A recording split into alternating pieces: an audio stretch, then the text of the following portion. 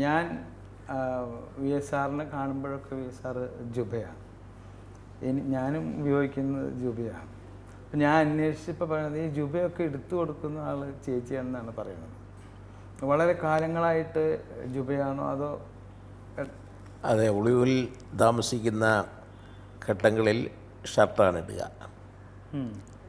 ഒളിവ് ജീവിതം കഴിഞ്ഞ് പുറത്തു വന്നപ്പോഴും അതിനു മുമ്പും രൂപയാണ് ധരിച്ചുകൊണ്ടിരിക്കുന്നത്. രൂപ ധരിക്കാൻ തുടങ്ങിയിട്ടൊരു 40-45 കൊല്ലമായി. ഒളിവിൽ താമസിക്കുമ്പോഴാണ് ഷർട്ട് ഇടുക. ഒളിവിൽ താമസിക്കുമ്പോൾ പല പേരുകളിലും പേരുകൾ സ്വീകരിക്കേണ്ടി വന്നിട്ടുണ്ട്.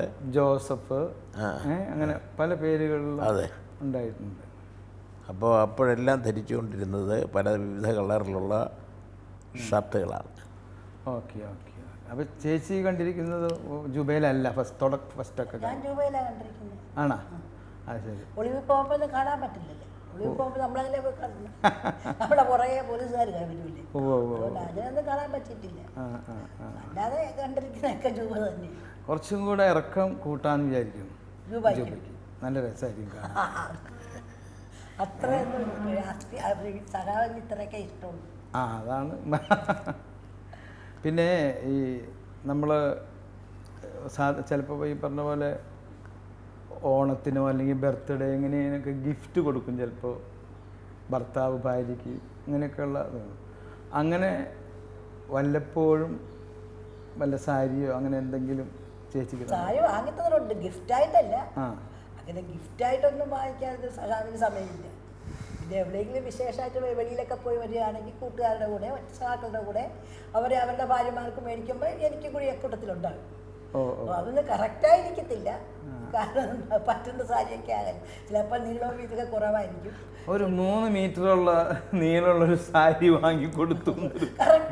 സത്യമല്ലേ? അതൊന്നും കറക്റ്റ് കച്ചവടക്കടക്കാർ പറയുന്നതനുസരിച്ച് വാങ്ങും നമ്മൾ.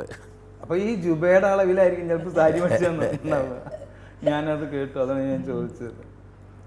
അപ്പോൾ അങ്ങനെ ഉള്ള, അല്ലാണ്ട് ഇപ്പം അത് വല്ലവരൊക്കെ അതാ ഒരു ചെറിയ പരിഭവം ഉണ്ട് കേട്ടോ. അവരും കൂടെ ഉള്ളവരൊക്കെ വാങ്ങുമ്പോൾ തോന്നുകയാണ് പെട്ടെന്ന്, അല്ലേ? അല്ല, ഇനിയെങ്കിലും നമ്മൾ പരിഭവം ഉള്ളത് അങ്ങോട്ട് പറഞ്ഞു തീർത്തില്ലെങ്കിൽ അല്ലേ പിന്നെ എന്നാ നമ്മൾ പറയാ. ഞാൻ അറിഞ്ഞു ഒരു പ്രാവശ്യം ഒളിവിൽ താമസിക്കുന്ന കാലത്ത് വീട്ടിലേക്ക് വരുമ്പോൾ അന്ന് ചേച്ചി ഹോസ്പിറ്റലിൽ വർക്ക് ചെയ്യായിരുന്നു, നൈറ്റ് ഡ്യൂട്ടി ആയിരുന്നു. എന്നിട്ട് പാതിരാത്രിക്ക് മറ്റോ വന്ന് പോലീസ് വന്ന് സാറിനെ അറസ്റ്റ് ചെയ്ത് കൊണ്ടുപോയി. അന്ന് ഈ കുട്ടികൾ തനിച്ചായിരുന്നു. ആശയും. അപ്പം ഞാൻ ചോദിക്കുന്നത് അങ്ങനെയുള്ള സന്ദർഭങ്ങൾ, കാരണം ഒരു മനുഷ്യൻ്റെ കുടുംബം എന്ന് പറയുമ്പോൾ വളരെ അധികം നമ്മൾ പാർട്ടിയിലുണ്ട്, അതിൽ ഉറച്ചു തന്നെയാണ് നിൽക്കണവരൊക്കെ വരുമ്പോഴും ഇങ്ങനെയുള്ള സന്ദർഭങ്ങൾ വരുമ്പോഴെങ്കിലും നമുക്ക് ഇനി ഇത് വേണ്ട എന്ന് ചേച്ചിക്ക് പറയണം എന്നങ്ങനെ തോന്നിയിട്ടുണ്ടോ? ഒരിക്കലും ഇല്ല.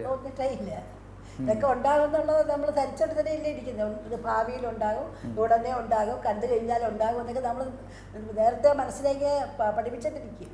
അപ്പൊ അതുകൊണ്ട് അതിനൊന്നും തോന്നിയിട്ടില്ല. അപ്പൊ എന്തെങ്കിലും അസുഖങ്ങൾ, പിള്ളേർക്ക് അസുഖം വരുമ്പോൾ ഒരു ആശ്വാസം ഉണ്ടാകുമല്ലോ എന്ന് വിചാരിച്ചൊരു വിഷമങ്ങളുണ്ടാകും.